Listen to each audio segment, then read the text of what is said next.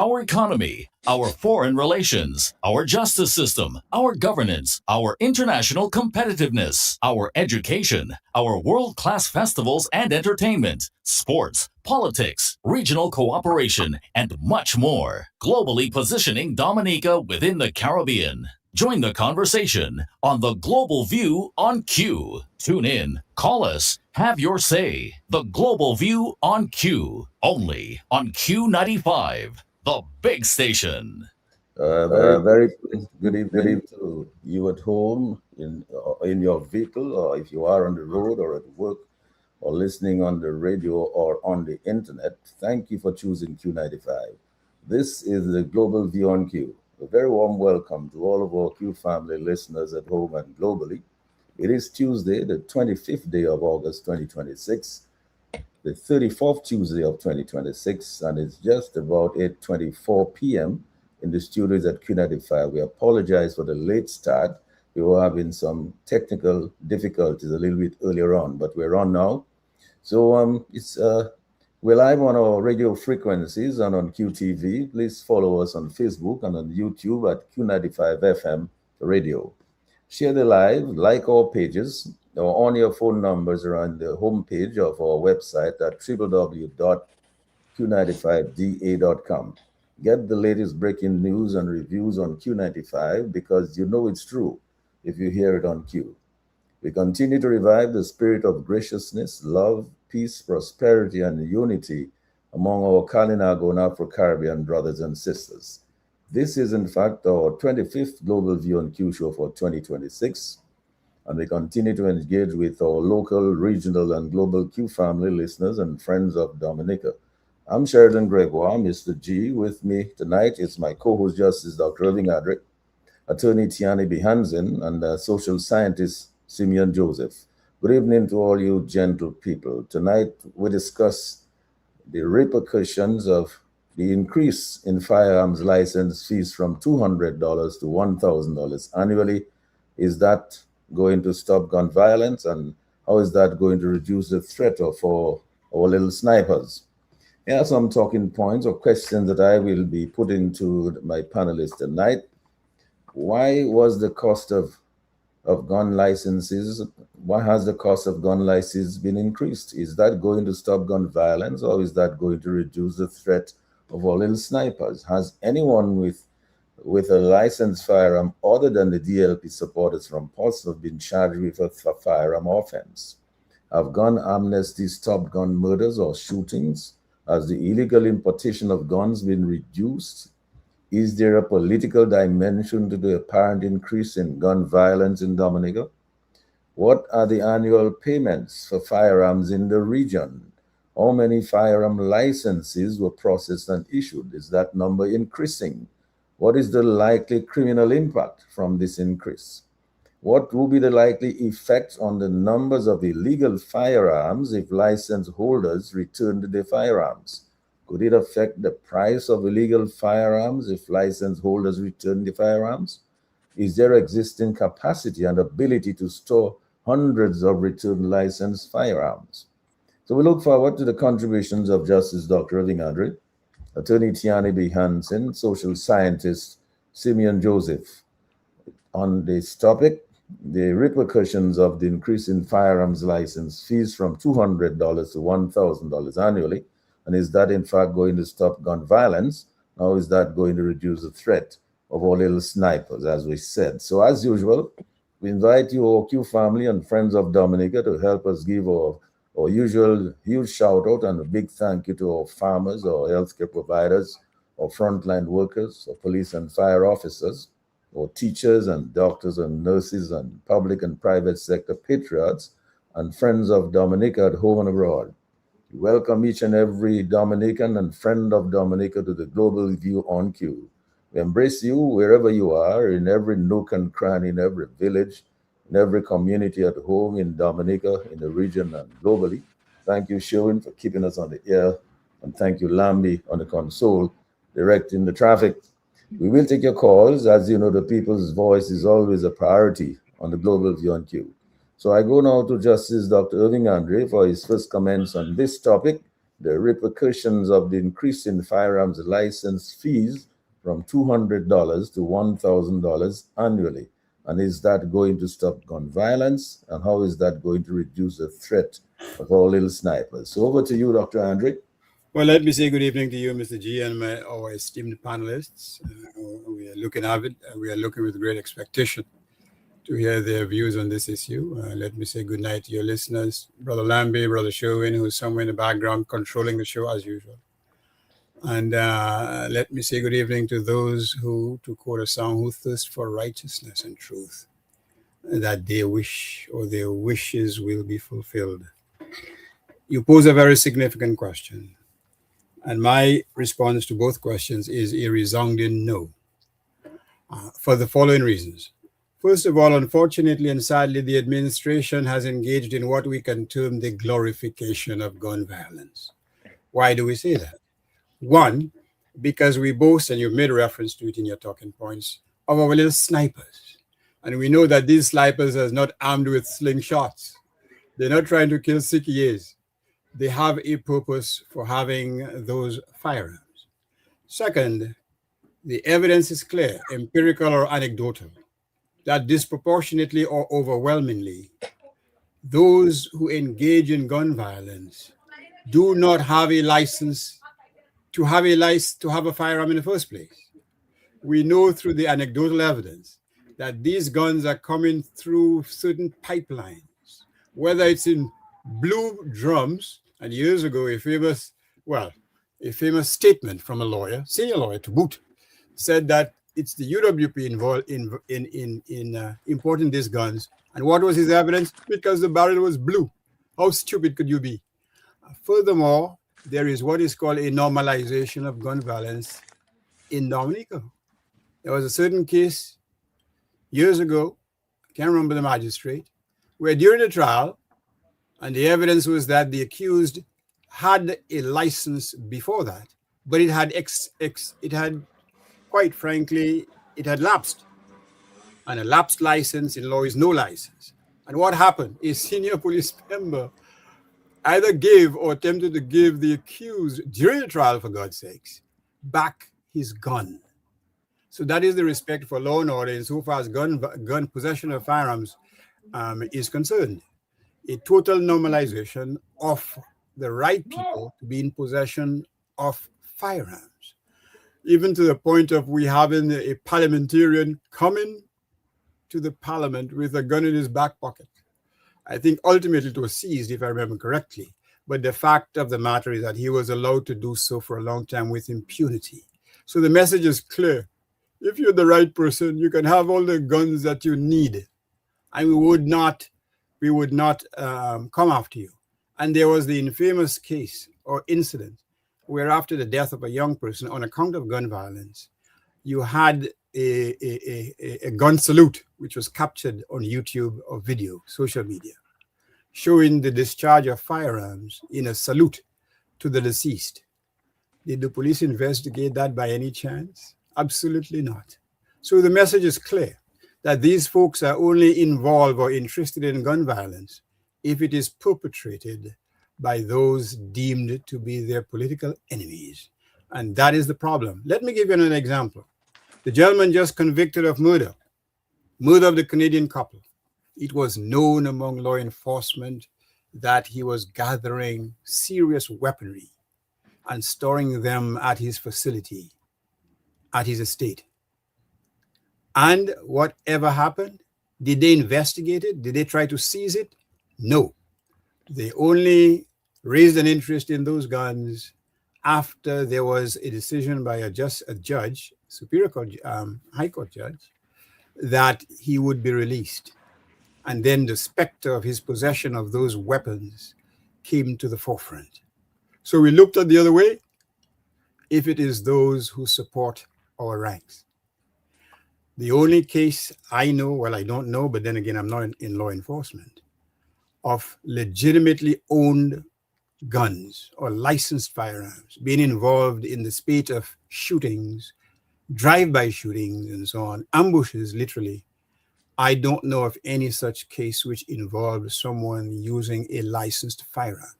Now, it is conceivable that someone be a holder of these firearms could his residence or her, it could be her, could be broken into, and that is taken to permit or perpetrate some firearm type of offense. But that is not or has not come to my knowledge. And then you ask, what about the other measures taken by this administration to curb gun violence? You have, for example, the well-trodden path of the surrender of firearms. I think the last one, or the one before the last, there was one or two or three surrendered, for God's sakes.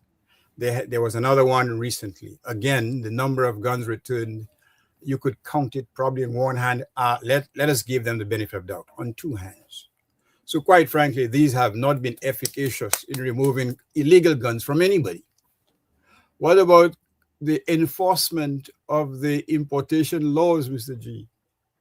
We've heard, for example, that the customs folk have seized, whether it's a barrel or a whatever container which contain firearms. And we know that in a recent case, at least one person was arrested. Fair enough. But for the most part, in that notorious case where there were many guns in a barrel, they were seized. And we still to this day don't know why they did not arrange a controlled delivery as it's done in most jurisdictions which are serious about gun violence and possession of illegal firearms. What about law enforcement? What about penalties? I don't know that there's any maximum or mandatory minimum penalties. I don't think there are. But going down that rabbit hole would be a waste of time, because quite frankly, some hotshot lawyers will challenge the legitimacy of the constitutionality of such legislation. And as in most jurisdictions, with the exception of the United States, but the United States is an outlier, that legislation would be struck down as unconstitutional. We cannot even rely on the United States. Why? Because they incarcerate people for offenses, certainly including gun offenses, more than any other jurisdiction in the Western Hemisphere. And are they the safer community on account of that high degree of incarceration? No, they're not. They don't do like the Dutch. The Dutch place, for example, emphasis on interdiction, on prevention, on seizure of these firearms, not on waiting for somebody to shoot somebody. I remember famously that there was a case where this Granburian from the United U.S. Virgin Islands allegedly shot someone dead. And the friend of that person, in turn, sadly, shot him dead. And there was a famous comment attributed to a police officer. What did he say?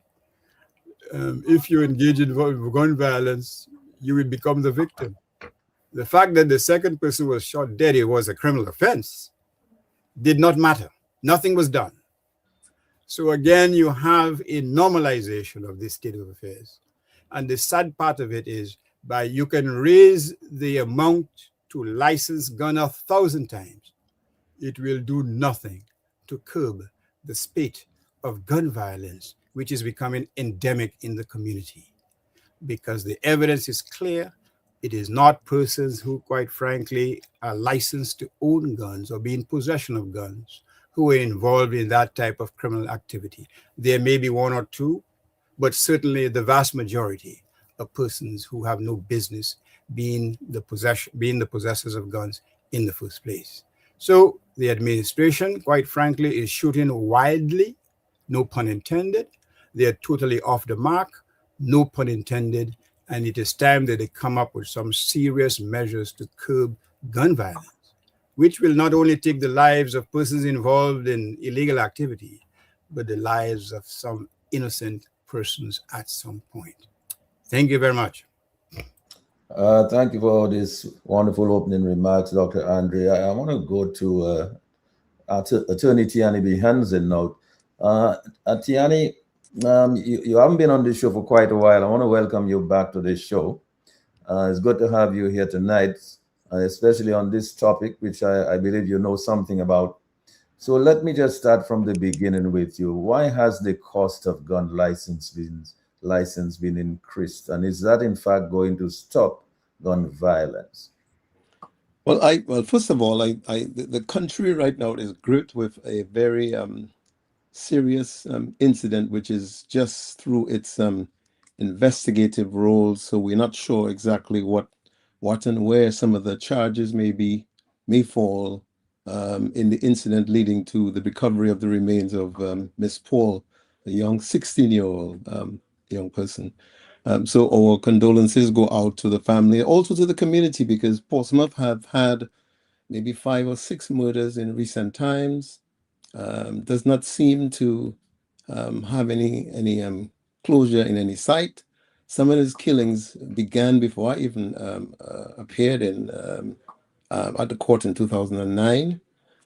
So that is something that's a challenge for not just the police, but for the community itself, the churches, the moral fiber of the society, as well as the politicians on both sides.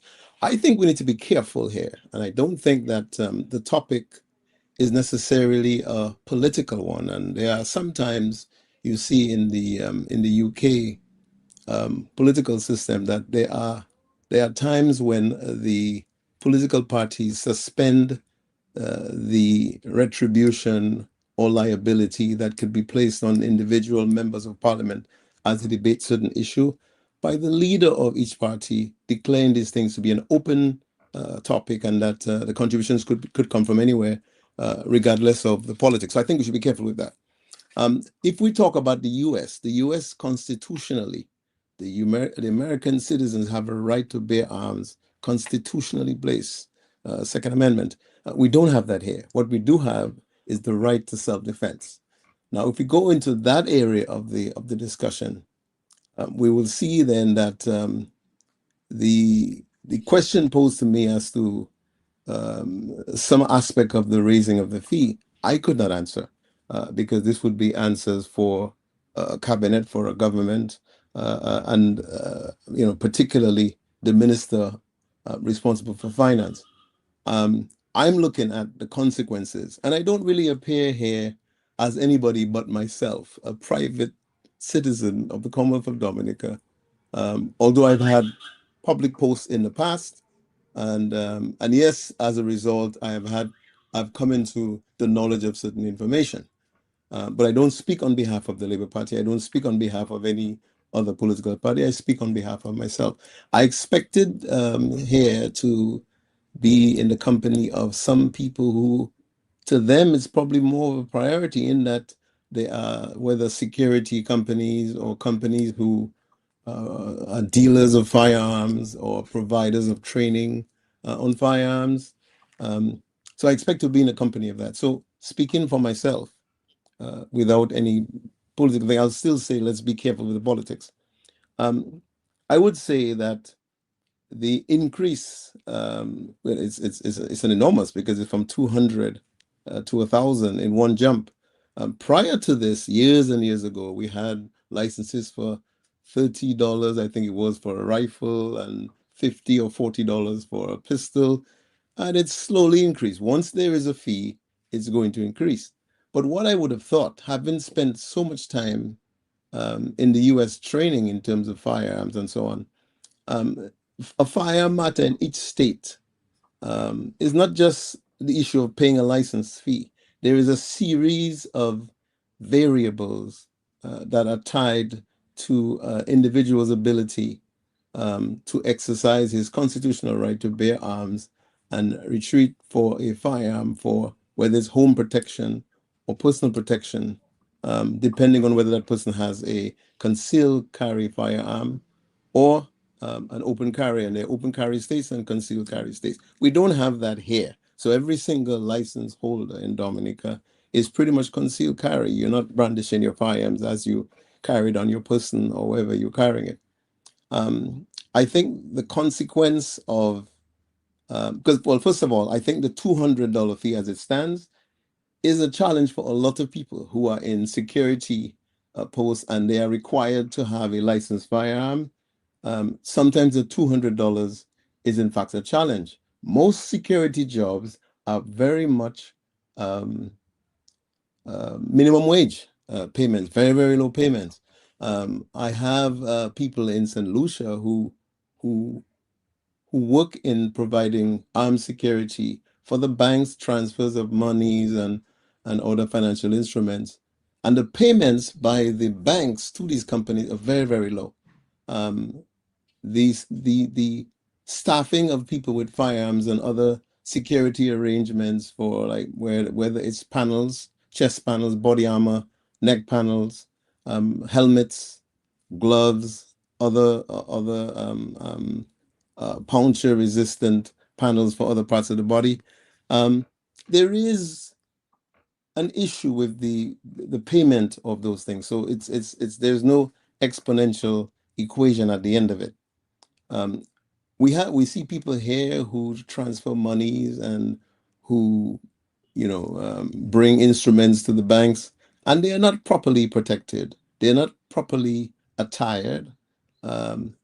Knowing what we know about the illegal firepower available almost in every community or nationwide, I would say that these security officers are not properly attired. And there's a big change from St. Lucia to Trinidad to Dominica to Antigua to St. Lucia. The security apparatus used for the delivery of high value items to financial institutions is really not uniform, and there is no regional, not even good practice guidelines in place for that. So each and every security company will make and decide for themselves what their security will be wearing. I think if you have a situation where the current fee is already a challenge for some people, if you raise it from 200 to 1,000, well, does that mean you're trying to discourage the use of firearms, licensed firearms? And are you aware of the consequences when you decide to raise the level of firearm licenses to such astronomical, unattainable in some cases manners? And I've spoken to a lot of people ever since we heard this some 2 weeks now. Most people who have 1 or 2 firearms, because some people have a pistol, some people have a rifle. You're not getting a firearm license with all of the issues of your firearms. It would be 1 license for 1 firearm, so that becomes an issue straight away. Now, if at all it's 1 issue for 1 firearm, if there are companies who are security companies, would they, so they have 12 or 15 firearms, would they be required to pay $15,000 to the government to secure the licenses for each and every one of these firearms? That would be a serious problem. Or should we really look deeply, as I think we should, in relation to how we manage the issue of licensed firearms? Do we create an agency to issue it once the police chief makes up his mind who will be receiving firearm licenses? Do we publish the criteria of these things? And is it attainable to some and not attainable at all to any? There are businesses who have experienced thefts, armed robberies, and their employees have not been issued licensed firearm. A police officer using any firearm, once he's on duty, he's able to use any firearm, he or she. However, once he's off duty and he wants to hold a firearm, he must secure a license for that firearm. Should a firearm licensing operation speak to issues of those? Should people who are holding posts, whether public or private, or whether posts because of their function for the government, should they be securing personal licenses, or should these licenses be provided?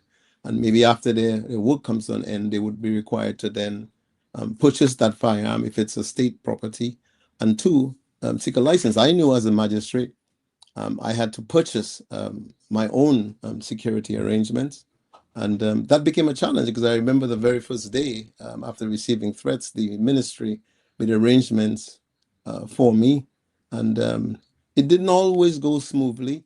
There are countries in the region that provide a certain amount of ammunition to their police officers for regular practice, because if you don't practice and you have a firearm, you become a danger unto yourself, because if you cannot handle the recoil regularly for the firearm that you hold a license for, you could put yourself at risk or the public at risk.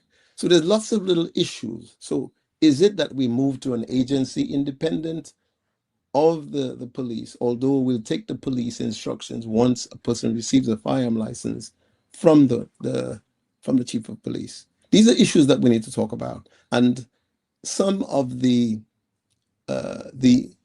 unintentional consequences, as we will become, if we just increase the fee to $1,000 from 200, we almost become agents of unimaginable consequences. Because I would have assumed a lot of people with 2-3 firearms would surrender to the police, the army stores, the warehouse, and then what would happen is that the state would be responsible for administering these firearms, and some people may choose to surrender their licensed firearm to then go into the illegal framework and pick up an unlicensed firearm. That's probably the worst of the consequences. There are other softer issues that the state must consider itself. Is that, are there instances where people with licensed firearms releasing those guns into individuals they know to commit crimes? We don't know of those things, and all of this intelligence we need to consider. In Antigua, recently announced, I think 2 days ago, so that they will provide an amount of $4,000 to $5,000 for somebody holding and giving to the police information about the capture or recovery of unlicensed firearms. So I say there's a lot that we need to look at if we're going to look seriously about the issue of firearms. I think right now, I estimate there are thousands, but I think there are also thousands more in the country who are not given firearm licenses, who I believe could make a compelling case for a firearm license. So all of those things, we need not just meddle with a political brush and see it simply as a personal security issue. Because if somebody is faced with a death threat and a person has to decide whether they're going to pick up or have access to an illegal firearm or a licensed firearm, I don't think that person is going to think twice about occupying or having use or making use of an illegal firearm. Those are probably difficult points to say or admit, but I think all of those would come into tow. I have noticed on the street the price of illegal firearms have actually gone up from the announcement in Parliament of the budget. Let's talk about it a little bit later, Tiani, because when I come back to you, I want to ask you specifically about this question of the gun amnesty. I mean, whether this in fact has stopped gun murders or shootings, or has illegal importation of guns been reduced, and so on. So we'll come back to you for that. Let me just go to Simeon, because he was having some difficulties with his internet. So Simeon, is your internet okay now? Can you can unmute your mic so that we can hear you?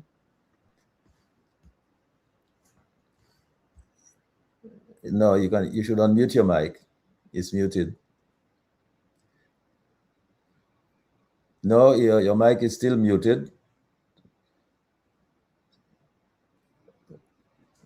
Still muted. We're not hearing you. So maybe you could try unmuting your mic, and I will go to Dr. Andre in the meantime while you're trying to work on that.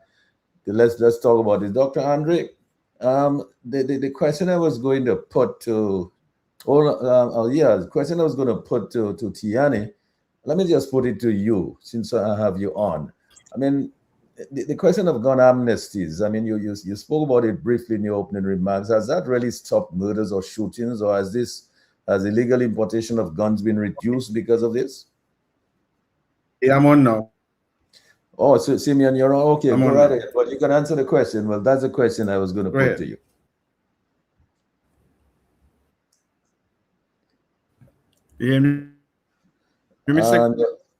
Your internet, turn off your video. Turn off your video. Leave your mic on. Yeah, leave your mic on and turn off your video. Okay, so we're having some little technical difficulties with Simeon. So let me, Dr. Andrew, let's go to you while Simeon is getting this sorted out. Well, first of all, let me say this because I depart from Tiani and Bianzen. I have no hesitation in attributing the enforcement, or should I say the lack of enforcement, not just with respect to guns, but other crimes, to political interference. I think the evidence is clear, irrespective of where you stand politically speaking. But any objective analysis will conclude that there is an unequal enforcement component to the question of gun violence. If you don't want to see it, then that's your prerogative. In terms of the amnesty, if these measures have to be judged by the results, then the answer is unequivocally that they have done precious little to stop the crime. Because as far as I know, and I'm not in Dominica, but I listen to the news all the time, the reports of gun violence, quite frankly, is very alarming. It shows that there is somewhere, somehow, a pipeline or pipelines, whether it's from the islands, whether it's from the United States, I don't know. But it is clear that there are guns coming into Dominica and that the usual enforcement measures have not succeeded in creating any significant dent in the importation of these firearms. And the unfortunate and the sad reality is that many lives are being taken of young people, young persons. Typically, it's young in the cohort between 18 and 30 or thereabouts, some older, some younger, unfortunately. Whether it's in, is it Silver Lake? Whether it's in Portsmouth, for God's sake, whether it's in other areas. So typically, the victims of gun violence fit a certain type of profile, young, male and female too.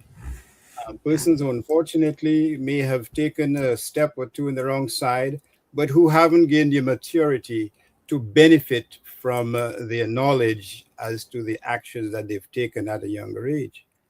And you can't have your young people being blown aside or shot to death by persons who, quite frankly, believe that killing somebody is a notch on their gun belt, giving them a degree of respect in the community. Unfortunately, that is the fate, or that is the mentality of young people, not just in Dominica, but elsewhere. That's the unfortunate reality. And the fact of the matter is, the question must be asked, has the state taken the type of actions which are taken in other jurisdictions to curb or to narrow or to focus on that cohort who disproportionately are engaged in illegal gun violence? This is not rocket science. Dominica is not just the only victim of gun violence. In certain Canadian communities, there's significant victims, let's put it that way. The US, quite frankly. And even if the US has a constitutional guarantee regarding the possession of firearms, it doesn't change the equation. The fact of the matter, the proliferation of gun violence in the United States has caused that country to be one of the unsafest countries in the Western Hemisphere. So whether it is a constitutional guarantee or not, the problem remains the same.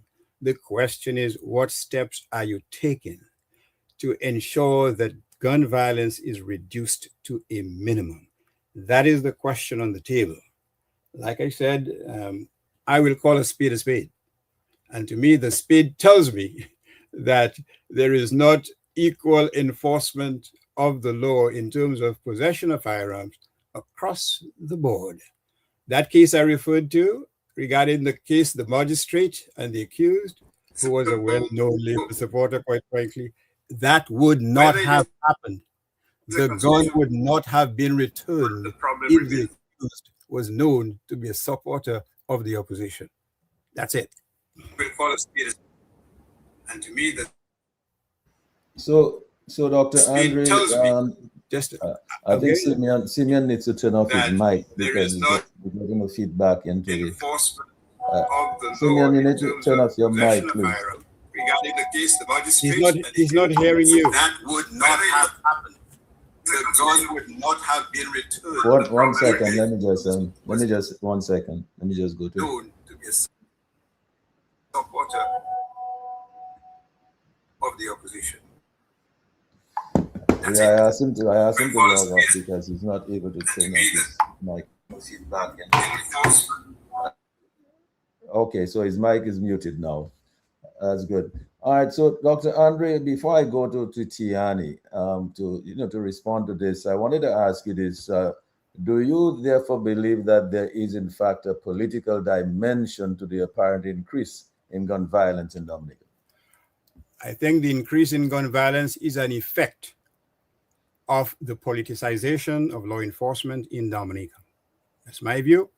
My view is based on the evidence, quite frankly. It is difficult to ignore that evidence, and I have no intention of doing so. I think once, as a society, that we come up with a panoply of measures to deal effectively with the scourge of gun violence, only then we will see or bear witness to a cessation of that type of criminal activity. Everybody in Dominica knows everybody, well, except law enforcement, to be honest with you. It does not take much of an investigative force to find out who or in what community do you have the resort or the possession of firearms. The police use informers for specific reasons. They do so as part of their investigative processes. As I said, in some cases you have, because there's a glorification of guns, violence in the community, sadly. And again, you see it in America. And some of our young people, unfortunately, in my view, they adhere to that type of ethos that we witness in the United States via social media. I have sadly convicted many young folks, black, white, blue, and brown, of that type of offense. And typically the evidence includes the presentation of social media evidence, in which the accused typically is showing off his weapons and the monies that accompany the possession of weapons, because typically gun violence is linked to another type of criminal activity, and we don't have to go there. We all know what we're talking about. So it seems to me that they are twin elements typically linked together. They're connected by the hip, gun violence, and a certain type of illegal trafficking. And if we don't deal with those issues together and effectively, quite frankly, the proliferation of illegal possession of guns will continue unabated, and more lives will be lost, and the society will have to ask itself, how many more shall suffer? How many more shall have to die before we start to deal effectively with the possession of unlicensed firearms? Well, thank you, Dr. Andre, for this. Tiani, I believe you would want to respond to some of the comments made by Dr. Andre in response to yours. But while you do that, would you address this question? Because of this massive increase in the firearms license, and as you said, if a security company owns so many guards with so many firearms, it's so much more they have to pay every month. So what would be the likely effect on the numbers of illegal firearms, in your opinion, if license holders return their firearms? And could it in fact, could it affect the price of illegal firearms if license holders return their firearms? Yeah, well, first of all, I heard it on some news station today where the reporter said it was per month, and these are annual fees. It begins in October for those who are getting licenses now, as opposed to the normal time period, which is the end of March 31st, which is when licenses are due. Well, first of all, I don't necessarily feel that I have enough evidence, empirical evidence, to suggest that some of the claims that Justice Andre held in that of the politics. I just think that I'm suggesting that we cannot just discuss the matter in wide paintbrush of politics. I think we need to be a little more careful. I don't. I mean, for what I saw as a magistrate signing some of these warrants to search some of the premises and the oath taken to do the searches, I don't think that the average police officer is going to come with this loaded political posturing when it comes to looking for an unlicensed firearm. So I don't ascribe to that view at all. I'm not saying that there may not be instances where there are influence, because people always talk about influences, about officers being recruited because of perhaps a political link that they may or someone they know may have. But I still think we need to be careful by making these broad assumptions. If you raise the license fee, yes, you're going to have some people who will surrender their lawful firearm and maybe wait for a while, because that in itself will create a crisis for the police, who has to take in these surrendered firearms. They don't have the space. They don't have the abilities to be able to administer. If we had, say, we have 7,000-8,000 people who have licensed firearms, if on the 1st of April these people would surrender their firearm, it would create a massive crisis for the police. So I think that would happen straight away. In terms of, are you asking me about the cost of illegal firearms? I have anecdotal evidence that suggests that the price of illegal firearms have already gone up straight away from the announcement in Parliament of this budget, and what they say are the priorities for fees which are being reviewed. That's what the minister said at the time. So yes, I think there will be a consequence, and yes, do I know all of the answers? No, but I can suggest that some at the lower ends will probably kill more wildlife, although the prices of those wildlife is going down. The price of a agouti is $120. So you shoot 11 agoutis, you're paying your licenses for that particular firearm. Are people going to go into that? Yes, some of them are going to do that, because some do it now. The question is, will that affect wildlife numbers in the country? Yes, of course it would. Would that affect other enforcement elements of the state in terms of the issuing of hunting licenses and those things? But of course it would. So I think there is a series of variables will automatically become affected if that is the case. Now, I would have thought that maybe I would consider a slight reduction in the firearm license fees from $200 to perhaps maybe $70 annually, and increase the number of licensed firearm holders, which would increase the revenue. If this is a revenue exercise, fine, but it seems to me that I am looking at perhaps $5 million in revenue would be collected if this fee goes ahead in April, or begins in October, but there'll be small amounts. But in April, we're talking at $5 million would be the revenue picked up from such a scheme. And I think I can speak on those things quite comfortably and to be sure. I don't have the empirical evidence to be precise, but I think I have the anecdotal evidence to suggest that's where we'll be going if that is the case, where firearm licenses are increased in such large numbers. Okay. All right. Thanks a lot, Sianit. Dr. Andrew, before we go to the break to get Lambi to give the telephone numbers out, I mean, would you like to add anything to this? Well, I don't disagree that, well, in my view anyway, raising the cost from whether it's 200 or 100 to 1,000, I don't disagree that it will certainly affect certain persons who, for example, businesses.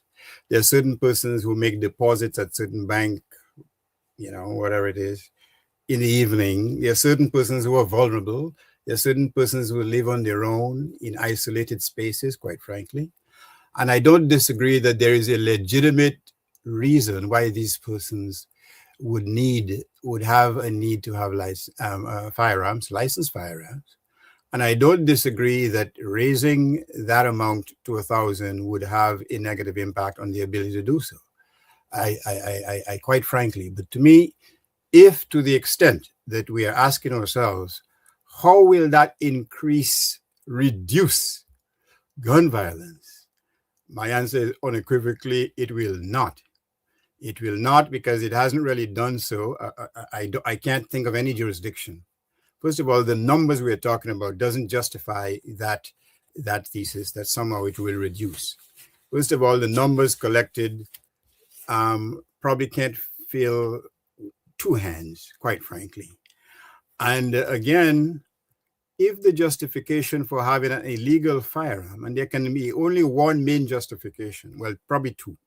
Self-protection, one thug doesn't want another thug to take a shot at him, or to perpetrate some criminal activity, whatever that is, I don't know. If that is the justification, then it is clear that even if the price of illegal firearms increase, that will not be an effective deterrent, because you are assuming that everyone with a legal firearm, or those who have, they purchased it. Some steal for it. And certainly in my jurisdiction, some kill for it. And therein lies the problem. That is why, in my view, it is necessary as a society that we deal with the problem heads on. And I don't disagree that by raising the prices of these licenses, you're actually hurting persons who may be vulnerable to illegal activity, to criminal activity. But my thesis is, if your purpose is not so much to raise revenue, that might be the justification, I don't know. But at whose expense are you doing so? Because you're not dealing with the problem head on. You're not dealing with the problem head on, because it seems to me, and I would want a law enforcement officer to correct me, because I don't think Dominica is different from any other jurisdiction, certainly from not the jurisdiction in the Greater Toronto area, that the persons have guns in my jurisdiction, illegally imported from the United States, in Dominica, from God knows wherever, for purposes which have nothing to do with public safety. And if that is what you're trying to tackle, then raising the price of licenses ain't going to do a patat. Sorry, I resort to my French by mistake. Will not do anything. And that's my thesis, that the Dominican population, they deserve to be protected by measures that would make them safer. And I agree that there's a vulnerable group of persons, whether in business, whether on account of their age, whether on account of a disability, who need protection. And that's why they apply for these licenses. And if you have an expired license, it's like having no license at all. So my view is, if our purpose is to make Dominica a safer place, then there are many more effective measures that could be instituted to deal with the problem head on than to raise the cost of licenses. And that's because no thug is going to go to the police. That's why I want to buy a gun. Or I want to license my gun because he has it illegally in the first place. So that's my view. What is the justification for that increase? It has nothing to do with public safety. But if it has something to do with raising revenue from the state, then in my view, you're doing so at the expense of law-abiding citizens who also are the victims of gun violence. Again, Tiani made reference to that infamous case. We haven't gotten an autopsy, so we don't know the manner of how the deceased came to her demise. So we will not speculate, but I'm suggesting that we don't even have to look at that case.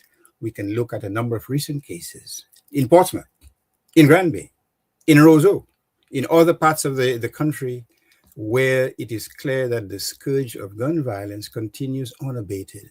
And that is a sad thing to say in a very small country. It is not the matter of the intentions of the individual police officer, because they take their instructions from the hierarchy. Therein lies the problem. It's not they making their individual decisions. Are you crazy? They're making their decisions based on what they have been instructed to do from the hierarchy of the police force. And therein lies the problem. Thank you, Dr. Andre. Tiani, I'll come back to you in a minute, but let me go over to Lambi to give away the telephone numbers to see if there's anybody who wants to join us on the telephone. The Global Viewing Queue taking your calls at the moment. The numbers are as follow: 449-3095, 449-3096, 449-3097, 616-4257.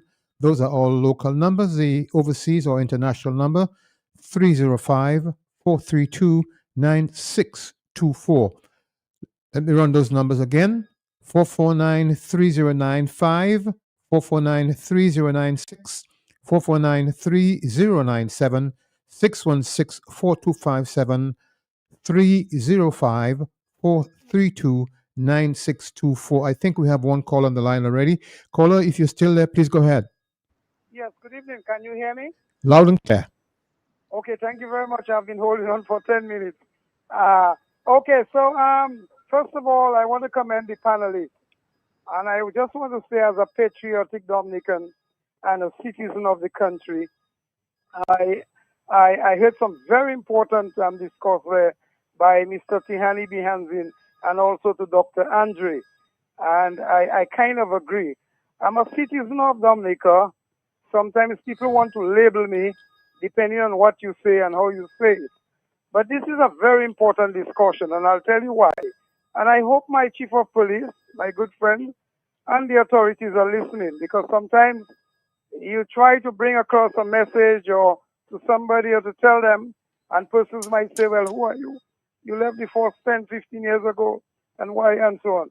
But the point is, the question, and I must say, to the credit of maybe the government or the prime minister, I heard this morning, he said he's going to look at that, the whole question of the fees, which I thought, to my mind, was a bit exorbitant.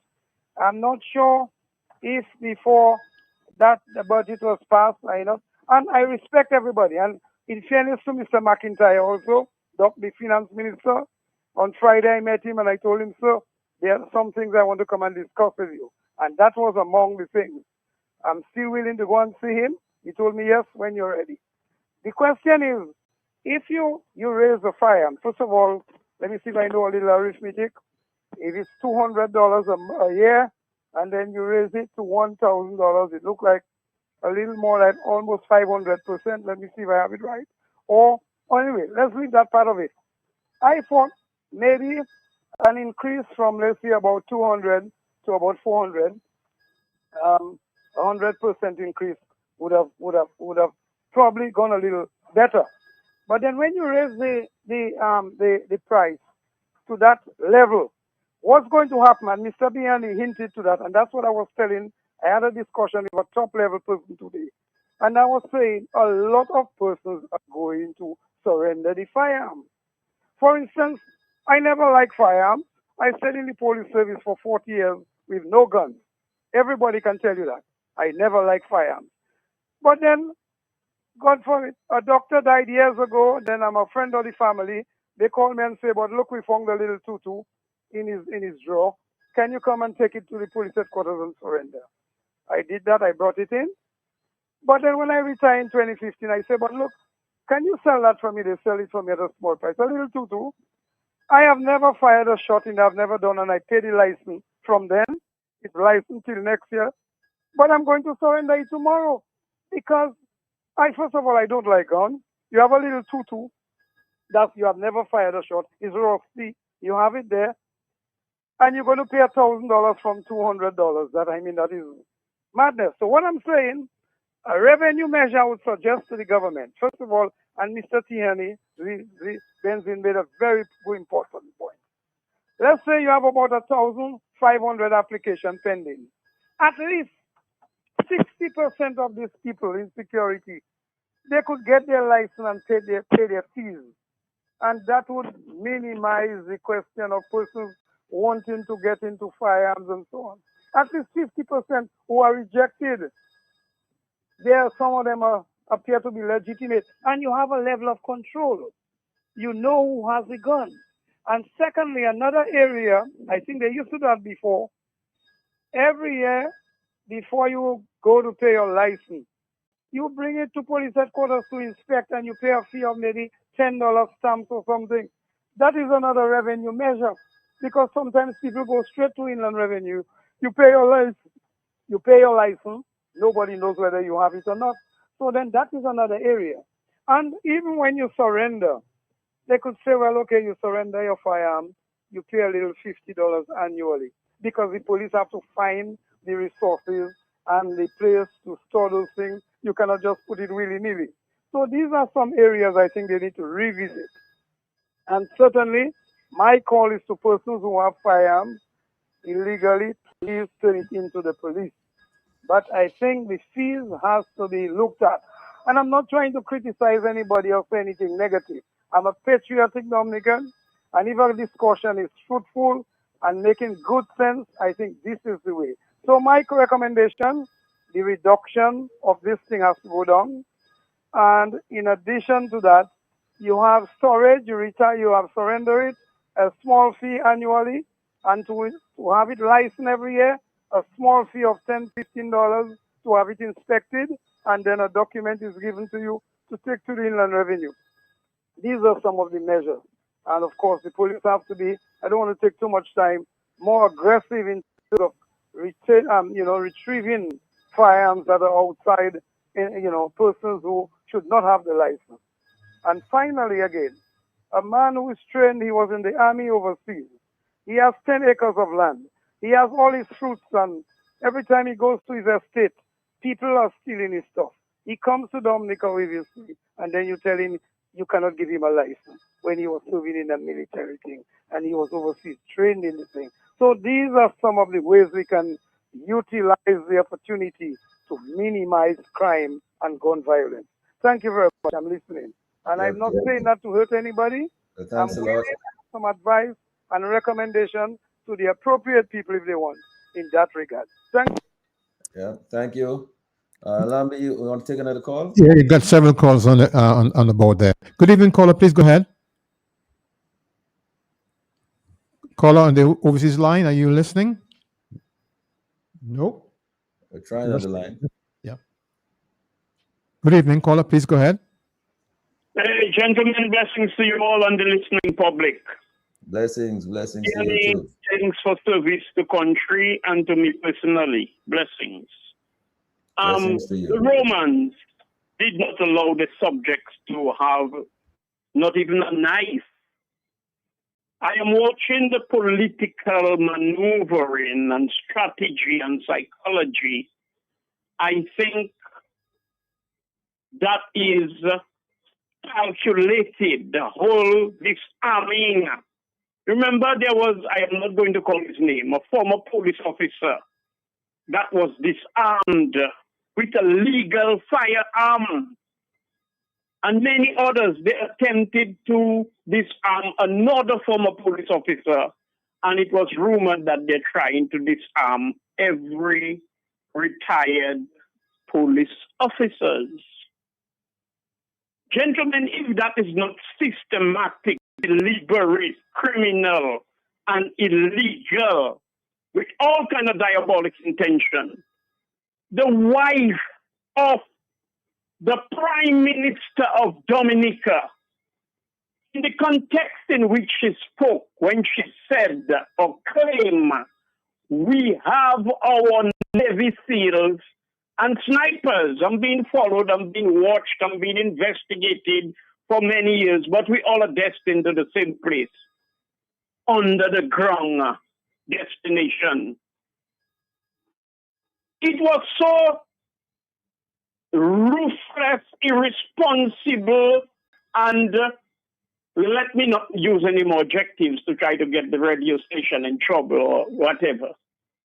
When the wife of a prime minister outside, what from my, I may be wrong, but from my own interpretation, she was saying, she was not claiming they have the bodyguards, the private bodyguards.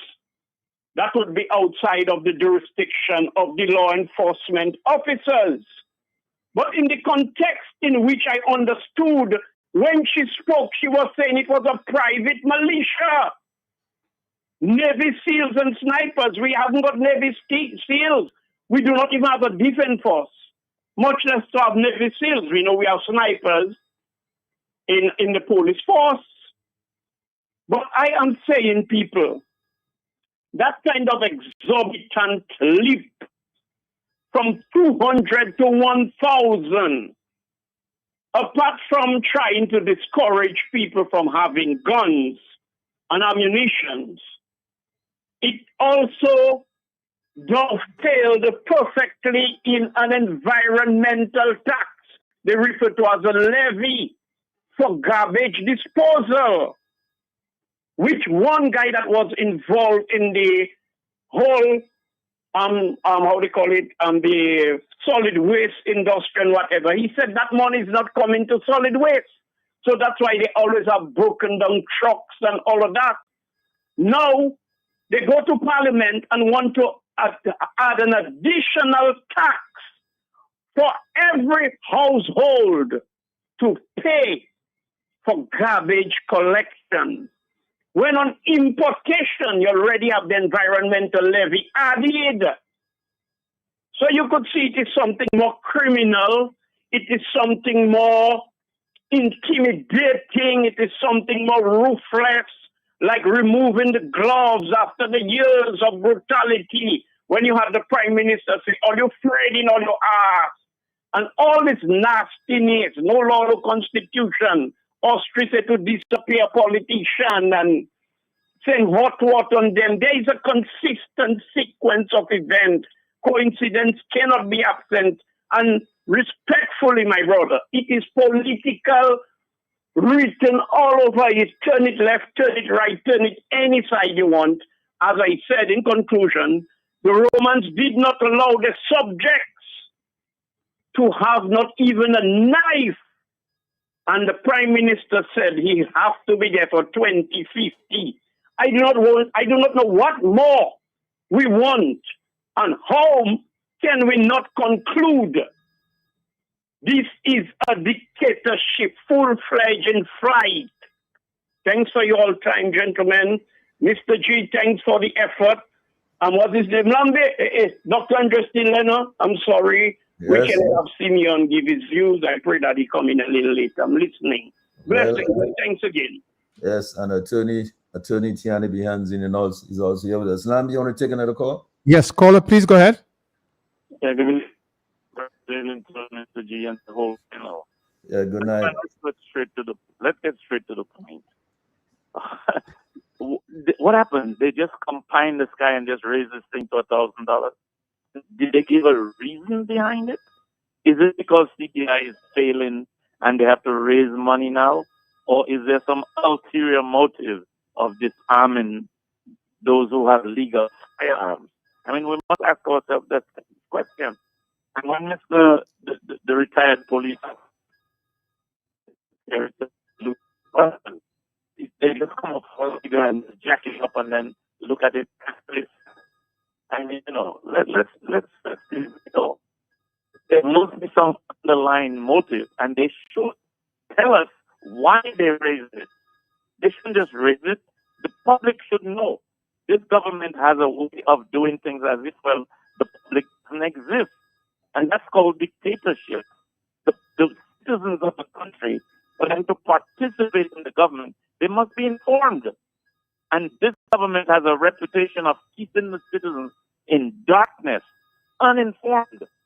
Not even data from the census we have access to. Enough said, gentlemen. Good evening. Yeah, good evening to you. Lamb, you want to take another call? Yes, there was another call coming in, but the person has quit. So please go ahead. All right. So in case the call comes back in, you'll just make us a signal, and we'll come back to you to take the call. Yeah, I believe in response to the public reaction, I understand the Prime Minister has indicated that the fees will be reviewed. Now, but the question is, Dr. Andre, if I can go back to you for that, the question is really, why would these fees, raised? And I will ask Tiani the same thing. I mean, really, why? Because if, as Tiani was arguing, this is not going to result in increased revenue at that high rate. In fact, it's going to result in people with legal firearms handing them in. Sorry, Tiani may be right about that. But my view is this: given the spate of gun violence endemic in our community over the last few years, if the justification is not crime reduction, then there should have been no increase whatsoever. Because if by now you don't have a clear picture that those involved in these type of offenses, they do so with guns that are unlicensed. My question to you is, what have you been doing?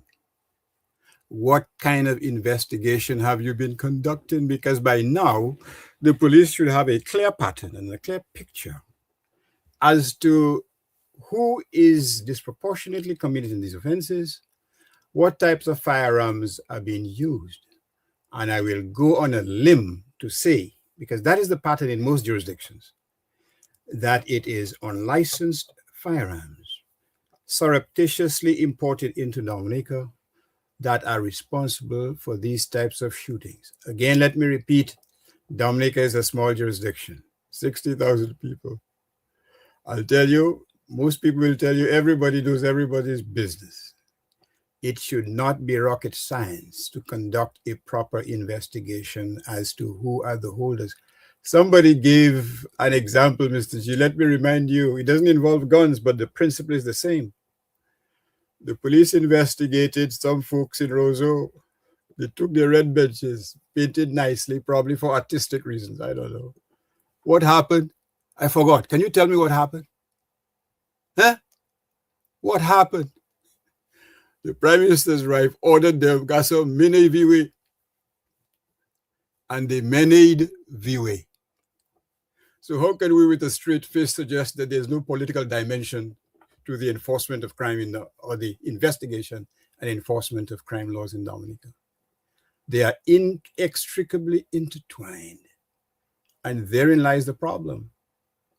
Unless we separate the enforcement and investigation of crime from any political considerations, we will continue to have that problem, because the answer is clear.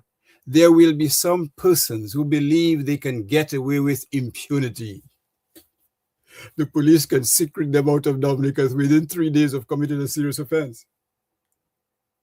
As long as you have that scourge in law enforcement, that blight, nothing will happen in terms of crime reduction. Again, let me repeat, this is not rocket science. This goes to the very heart and essence of law enforcement. The speaker who spoke a while ago, Mapako Netley, but as though he knows Portsmouth very well. He knows what goes on in Portsmouth. He has been an officer himself. Well, that's what one of your callers said, and who am I to say no? So he understands these things. And sometimes we have to call a spade, irrespective of the potential ramifications. Because any life taken is another life that should not have been taken in the first place. Every person has a right to prosper, to bloom, to remedy their problems. Some young people commit offenses. You can't condemn them for the rest of their lives, because they haven't had time to grow, to bloom, to reflect. They don't have those capacities as an adult. So you can't just dismiss them. But if you have a situation where, unfortunately and all too often, people's lives are being lost, you owe it to your community, irrespective of who they support, to give them the full protection of the law. This is not some theory by Andre.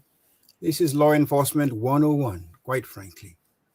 In every jurisdiction in the Western countries, this is the basic philosophy that governs and underpins law enforcement. This is what will protect the community, to be quite frank with you. Business people have the right to protection. Everybody has a right to protection, irrespective of where they live and irrespective of what views they have. That should be the gold standard. And I ask your listeners, and I heard today's Black Pudding Tuesday in Ballyhoo Town, so you may not have too many, but I ask them, can you say with any certainty and justification and confidence that law enforcement, whether of gun violence or other types of crimes, are being done in a fashion that does not reflect a type of political bias in Dominica? When you're ready to answer, you can call me. Oh, okay. Well, before I go to Tiani, let's take another call from Landy. Good evening, caller. Please go ahead. You've been very patient. Good evening, Dominica. Good evening, St. Joseph. Go and register. You know, I want to say kudos to Dr. Andrew. I support everything you say so far, sir. If Dominica, like any other country, have to control gun violence, the police have to show more discipline in how they executing their duties. When I see how they execute Kian Alexander, an innocent man have not get his time in the court, and they kill the man like an animal. I am a peaceful man, never hold a gun before. But I am telling you, that taught me a message about the Dominica Police Force. When they believe I is not there to see, they will kill at any cost. The lady in Fokole, one son have been killed by police. No matter how you watch it, you have to put it as gun violence. Up to today, this lady haven't gotten justice to her child. If you're a smart Dominican, when you watch those things, you see those things in your eyes, you need protection. Because those policemen can be very brutal when they come to you. What is the cause when police officers have to watch a young girl and throw her in a precipice?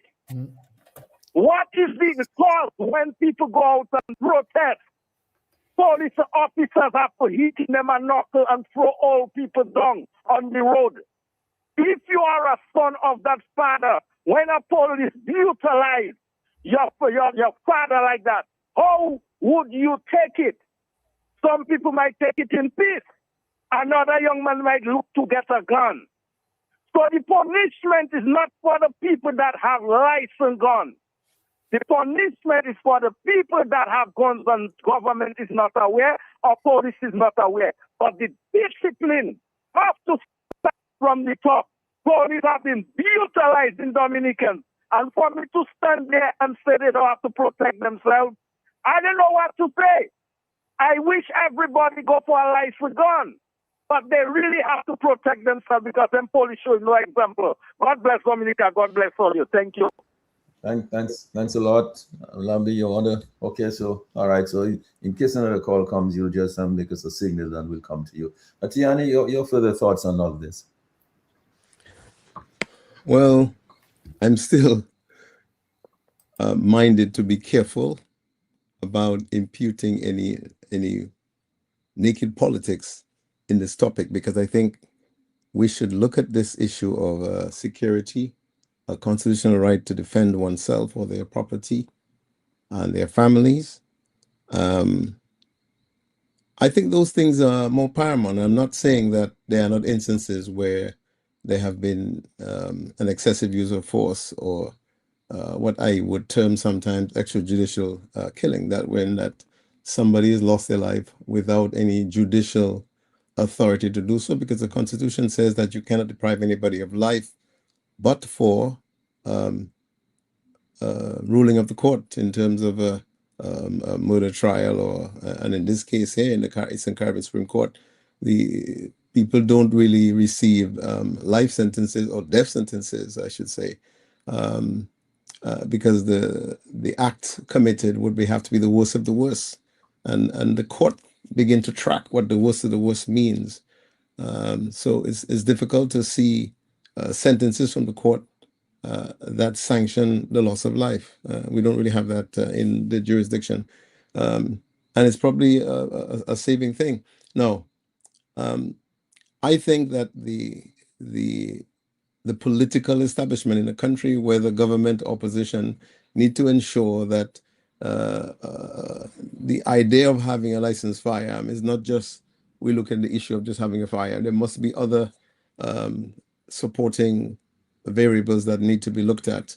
And it's not a big deal if the Prime Minister wishes to review, if the Minister of Finance wishes to review, that could be done very quickly, and perhaps it would have been less contingents expressed if it was not something that was really such a shock. But what I heard from my own ears was that the minister, before he introduced that particular issue of the increase, he stated that the government are engaged in some review of fees collected from the public, and this was one of them. So he's indicating, as far as I can see it here, if I have to extrapolate from what he said, that the application of this 1,000 license fee came from some review. The question is this an official review in the government envelope, or is this a parliamentary? Is this a joint opposition government review? We don't know. That's not have been told, but it's something for the members of parliament to raise as an issue before the next sitting. I'm hoping that we have until the 1st of April, where we'll basically see whether or not the license issues was dealt with, and if so, when it would come into impact our position. But I think we know what some of the unintended consequences would be. Some of them would be criminal for sure.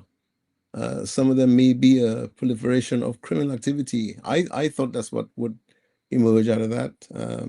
Not happy to say that, because this is a very, very small country. We don't have a lot to manage, but we also are very limited in our resources to manage it. I think all governments, it's really incumbent upon them to ensure that whatever measures that they put in place or suggest to be put in place or mandate through a budget, because once a budget is passed, it's almost law. Then I think it becomes that much more important to ensure that we have a discussion. There's a series of discussion about post-budget discussions in all over the different communities, but I think we need to have those discussions before the budget items are laid before Parliament for decision or acceptance, or the parliamentarians. I think that would be the best way to approach it, as opposed to having a lockup from behind once it's passed. I believe that we probably need something far more extensive than just giving a license. We need to look at all the issues involved in companies that provide security, those who sell firearms, those who train people with firearms, and so on. And all of the trainers of firearms are very different. There's no set. I've seen some pretty good examples of training. I've seen some not so good. But in most cases, the police are not equipped to take these matters through the court. Having somebody with a firearm is not just a simple thing that you have the person in possession of a firearm and then that's it.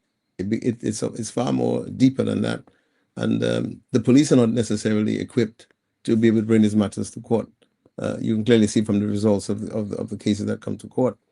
We need to reduce whatever influence, if it doesn't come from empirical information that we have.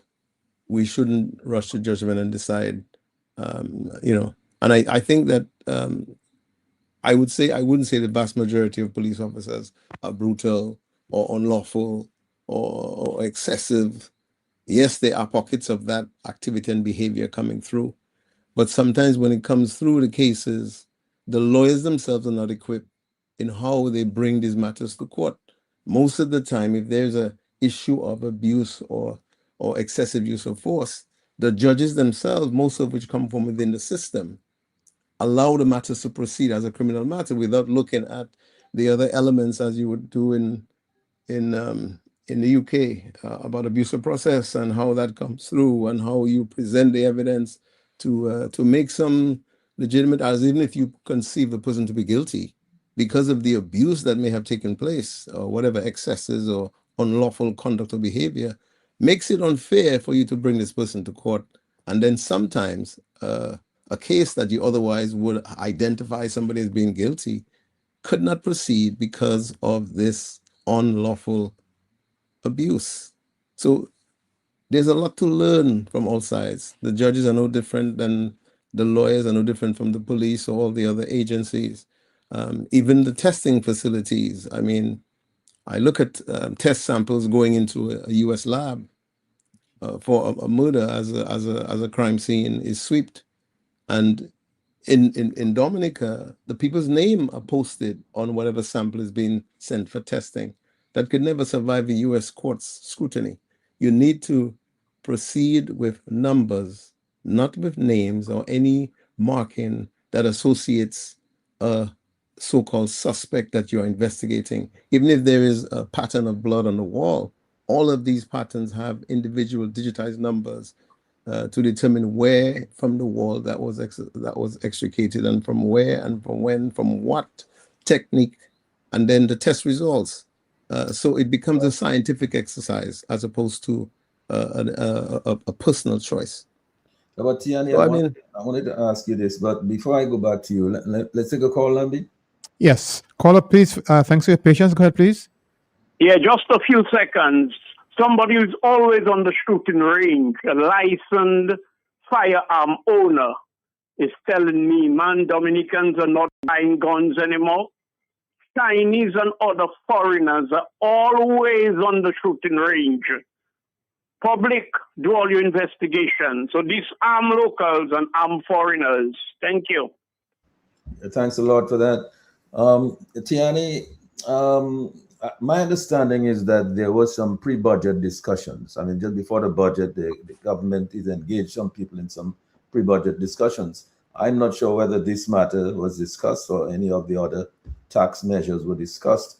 But I mean, let me ask you this. What do you think, in your view, is the real impact of this vast increase on the security companies, which would have several employees that carry a lot of firearms, and some of them, in fact, have many firearms that you would have to license? What do you think would be the impact on that?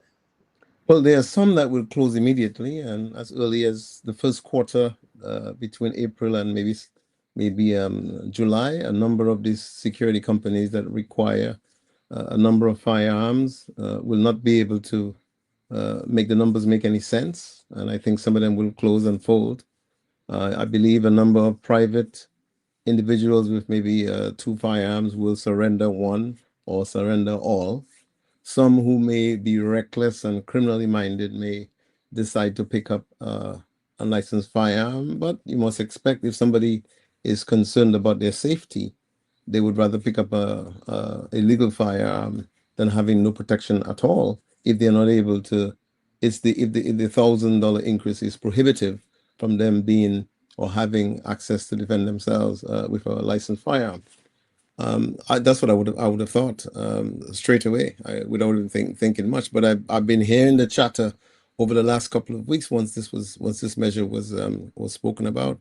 In fact, a number of I'm here on this program because a number of people in the security business spoke to me about trying to have a general discussion. I think that the country needs a discussion because it is not just simply saying that we increase the firearms. What is the other consequences of doing this?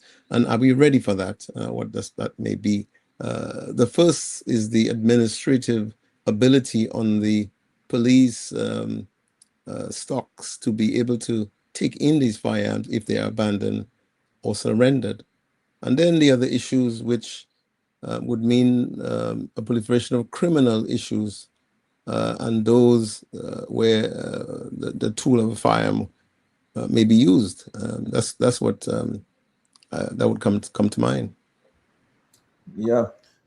All right. Thanks a lot for that, Dr. Andre. I mean, your further thoughts on this, because it seems to me a very serious matter. I mean, you've had some experiences in your jurisdiction about some of these criminal activities and offenses where illegal firearms are used. I mean, it's true that Dominica is a small population, but still, I mean, the impact of 1 or 2 crimes on that population can be severe. Your further thoughts on this? It could be very severe, not only to the victim, not only to the victim's family, but also to the community, the reputation of Dominica in the regional and international markets, which, quite frankly, will just add to whatever negativity exists out there in terms of Dominica. So we all lose. That's the bottom line. I can indicate to you that certainly law enforcement in Ontario, which is the largest province, as Tiani well knows, they employ or deploy a multitude of initiatives to curb gun violence or the violence perpetrated by the use of illegal firearms, because virtually all are illegal.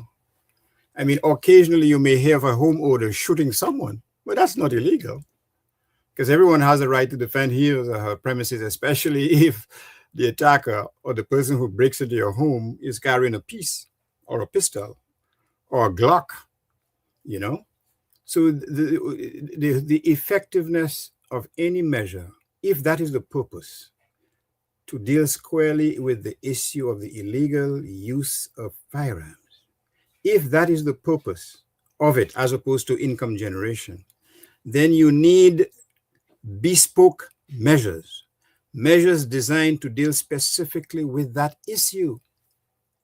And the fact of the matter, the inconvenient truth, is that raising this amount to an astronomical length of $1,000 definitely will not achieve that goal, because that measure is based either to income generation or revenue generation, or it is based or focused on the person who has a legitimate or who's been licensed to carry a firearm. But the evidence is clear, in my view, that these are not the persons who go out shooting people, involved in roadside shooting or whatever shooting you call it, ambushing folks and so on.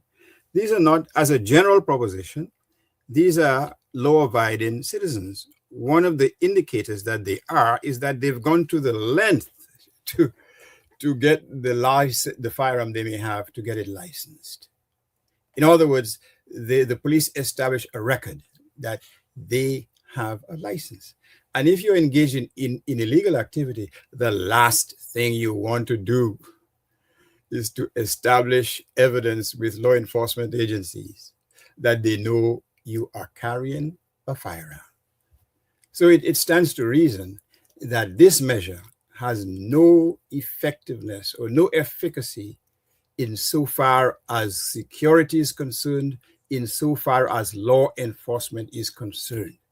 If it's a matter of raising money for the state, it may well be counterproductive, as Tiani probably correctly says, because it will simply reduce the number of persons applying for such licenses. So it would defeat that purpose. So that measure, in my view, has absolutely no utility whatsoever. And I'm saying, with the spate of gun violence, that Dominica deserves better. Now, let me give you one final piece. And this is actually in praise of the magistrate who dealt with that case involving Bubbles. I can't remember the name of the magistrate. When the senior police officer gave or delivered or tried to deliver the gun to the accused, the magistrate said, "This is nonsense. My Chinese is failing me. I will not tolerate that." I remember the name of the magistrate, but he was perfectly correct.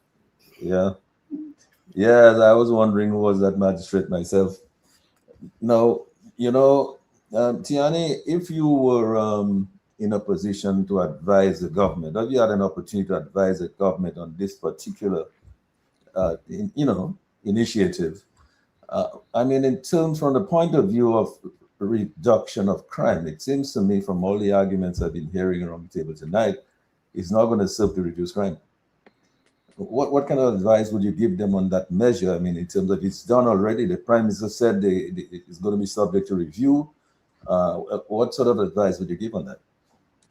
I would reduce the $200 fee to under $100, increase 2/3 to twice as much license holders issued, those who have legitimate reason for having a licensed firearm, and ensure that the state put in place basic responsibility of firearm license holders for safe handling of the firearms, for regular updating their skills and ability to use a firearm, and that the state introduce measures that are not just geared at a license, a firearm, but all the intricate things. For example, the security company, those who are working for the state who are required to have a firearm, all of those things, and then maybe take out, apart from the chief of police deciding on the firearms, remove that entire thing and put it in some other body that makes that decision. It could be some officers in good standing after retirement or whatever it is that you may want to put on this panel, some civilian representation and other representation to make decisions as to how that body should operate. But at least it wouldn't just be having a license, and you have a license. It's an archaic document, just sits there, and then you just renew it year after year, and you don't take any additional training, you don't take any proficiency tests, or you don't take any upgrades to be able to do it. That's probably one of the things I would suggest. And at the current juncture, I think the government, at the very least right now, should find somebody or a team of people to put together a recommendation as to how the country should move ahead with consideration about license fees. I'm not saying increase, because I don't think it should be increased. I think it should be decreased. And then increase the amount of people you give firearm licenses to. I mean, I trained in the US in a number of different states, and I remember an evening after a long day of training, we went to a large shopping center, and they were discussing an armed robbery that had taken place in some part of the states. Where I was training is an open carry state. You're not allowed to hide the firearm you're carrying. And you should just have seen the reactions of people in the line waiting to be served. Every single one of them had an open carry firearm on their legs or on their thighs, on their ankles, in clear view. And those kinds of robberies will not take place there. If you are a person who is a business owner and you have a legitimate cause to have a firearm license, and you have 2 or 3 instances where you have been robbed at gunpoint or any other weapon to deprive you of your just earnings, I think that person should be given a firearm. If you can put whatever restrictions in terms of the training of that person, but why should they not be able to defend themselves? What if any of those previous robberies had gone wrong and the person had lost their life because they may have resisted or probably took too long to react to the orders given by the criminal-minded person?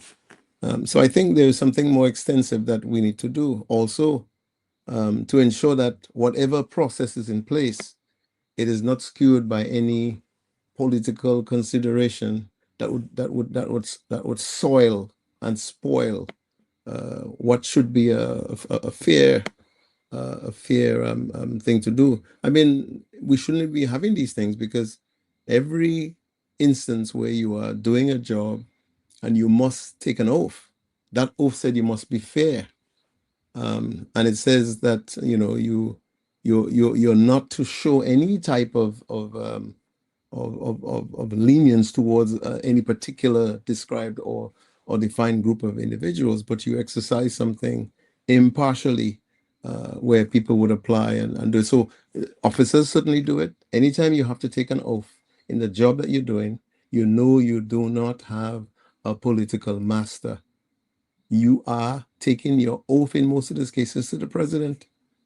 The president, in the case of an emergency, the government is withdrawn. The president sits as head of the country, and resources that come into the country are then distributed where needed, not on politically defined variables, but what the president sees fit.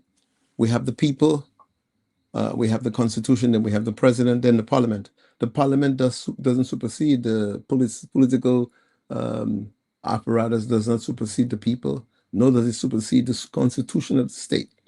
We were lucky to have received the Constitution from a colonial master that did not have one themselves. So we reflect on that. But I think perhaps we should have a right, and we do have a right to defend ourselves. But I don't see why we couldn't even borrow some of the principles of the U.S. Constitution to make it.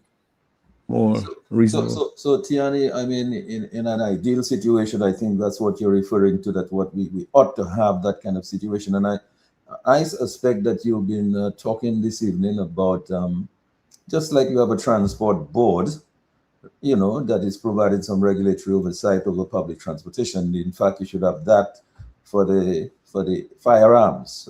I think you're suggesting some agency, some board be set up that would Yes, have some regulatory oversight over that.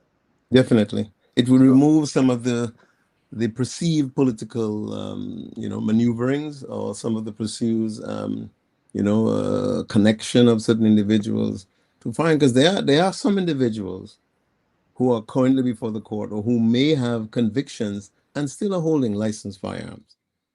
So there's all sorts of machinations in this question. That's why I say we have to be careful and mature and respectful, not to just paint it broadly with politics. Yes, I accept that there might be some influences. Yes, I accept that some of the recruitment of the police may be politically influenced and so on. And the same way a minister can call a particular department and say, could you make a space for this particular person? They're coming tomorrow morning or whatever it is. None of those things are lawful things to be doing, but it happens.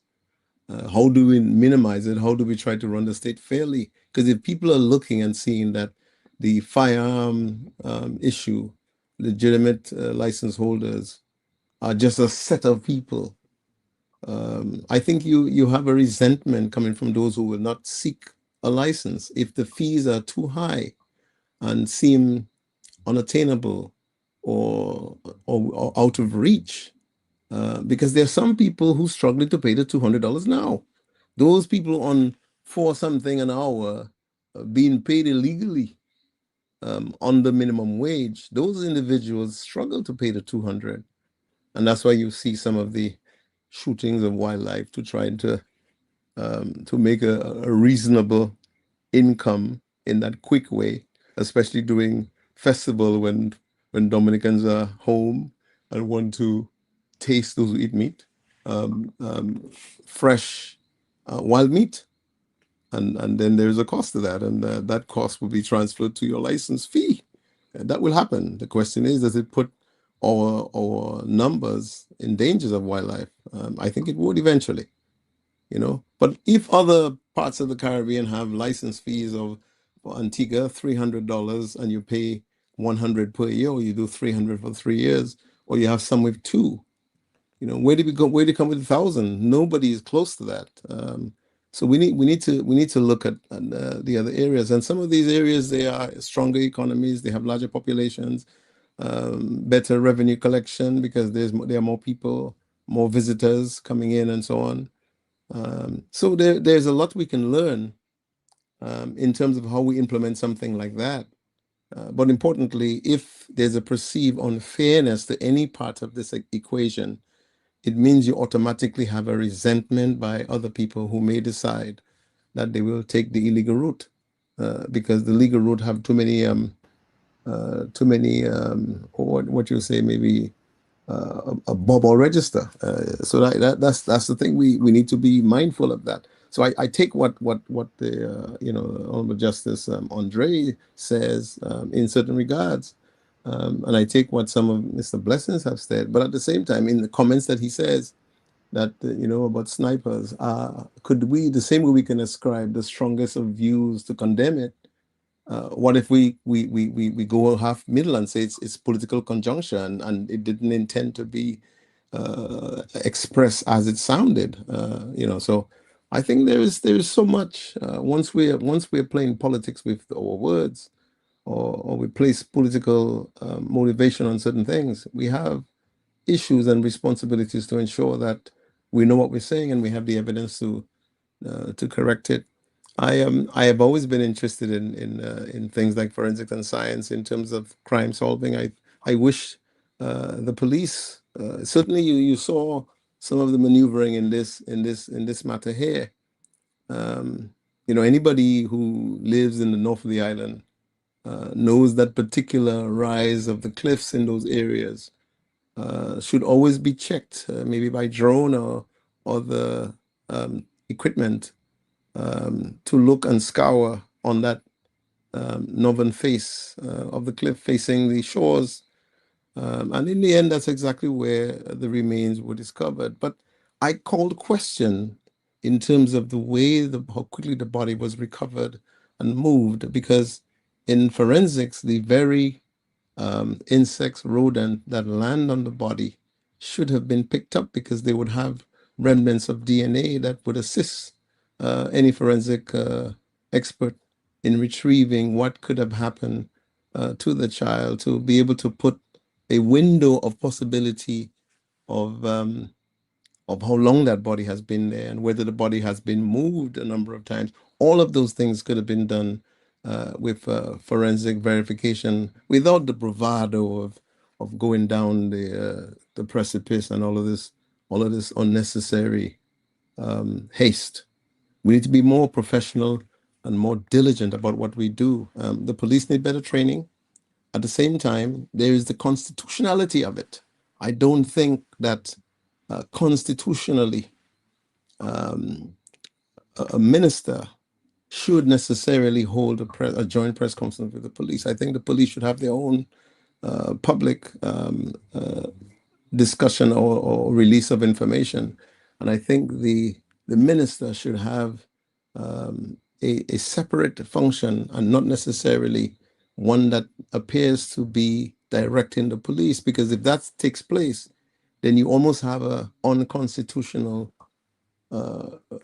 reflection that what is taking place is actually the politicization of the police force, which is a force that takes its oath from the president. Only the president could dismiss a police officer. The minister should not play a part in that. I think those constitutional boundaries need to be delineated and respected. If the British with no constitution could behave constitutionally better than we do sometimes in crisis, I can't see why we have a constitution and not become masters of the constitution, especially if you hold ministerial posts or police posts.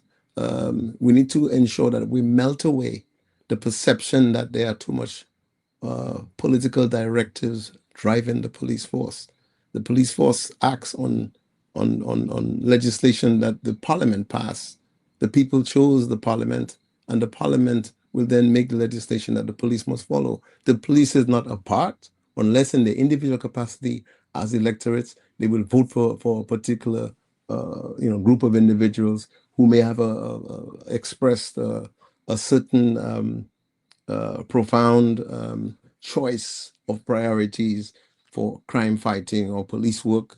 But those things should not be skewed. And nobody says anything about it. There is no group of lawyers that are going to say this is unconstitutional, this is an abuse of the electorate, this is an abuse of the people or the society. And nobody says that.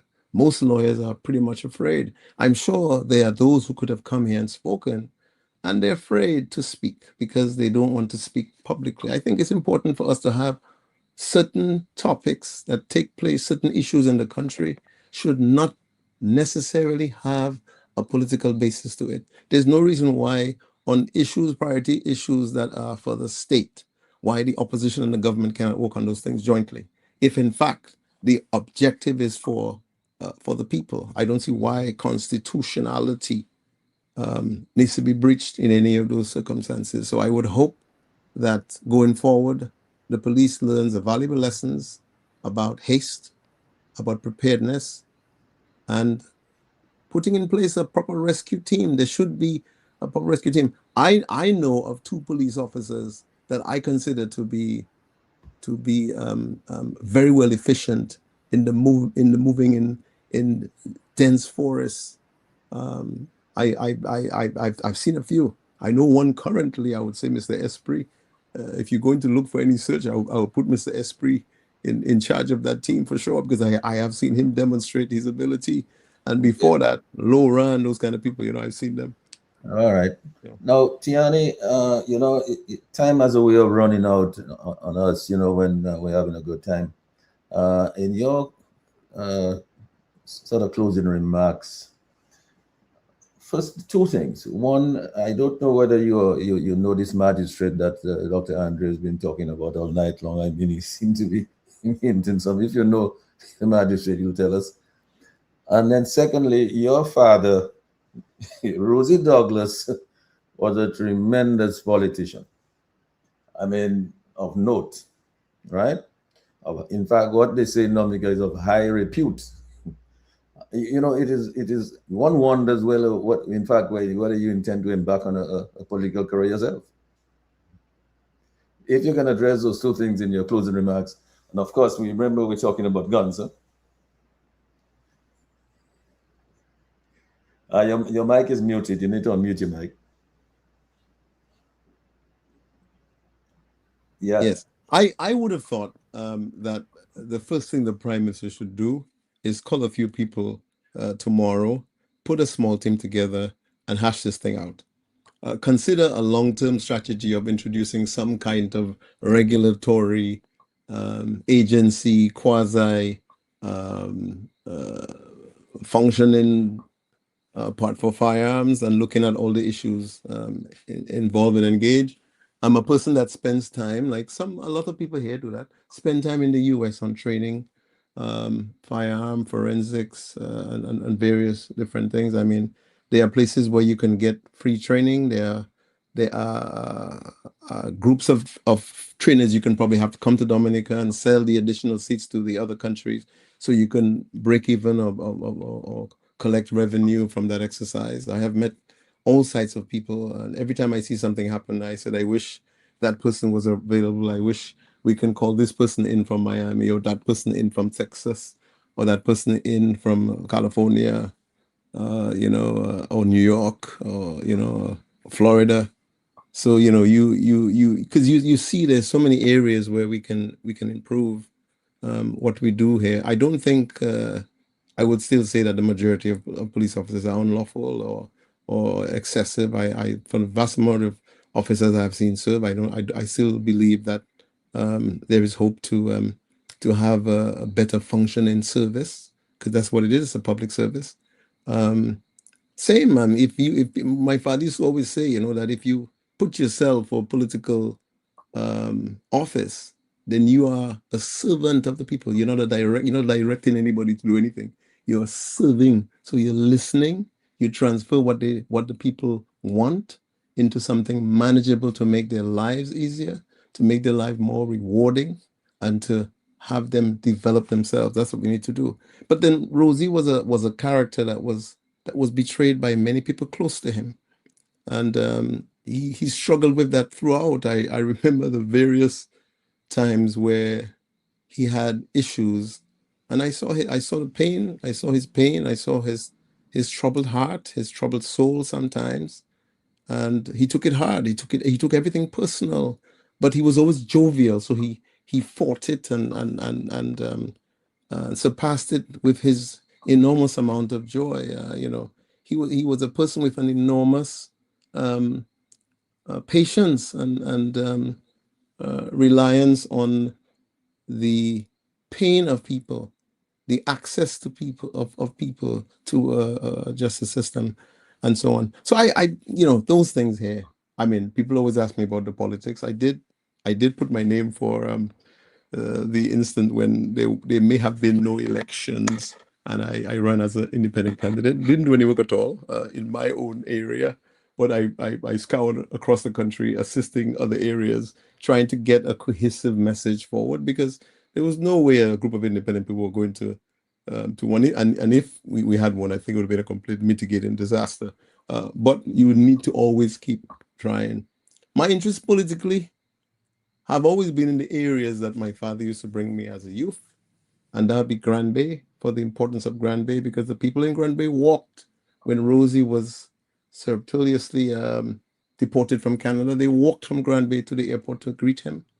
I would say Paybush, where he spent a lot of time. You can see his work because Paybush won number of cultural village for a number of years.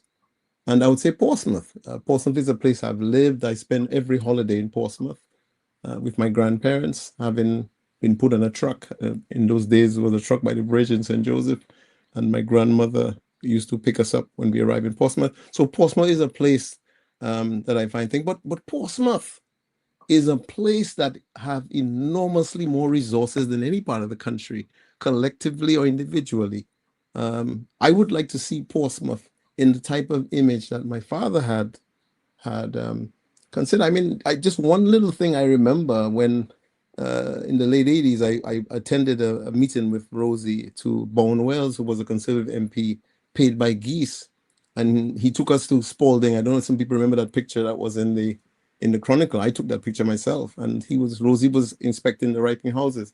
But then Rosie turned the afternoon meeting to a request to Margaret Thatcher, who was Prime Minister at the time, to give us between £500,000 to £750,000 to upgrade the cruise ship berth in Portsmouth.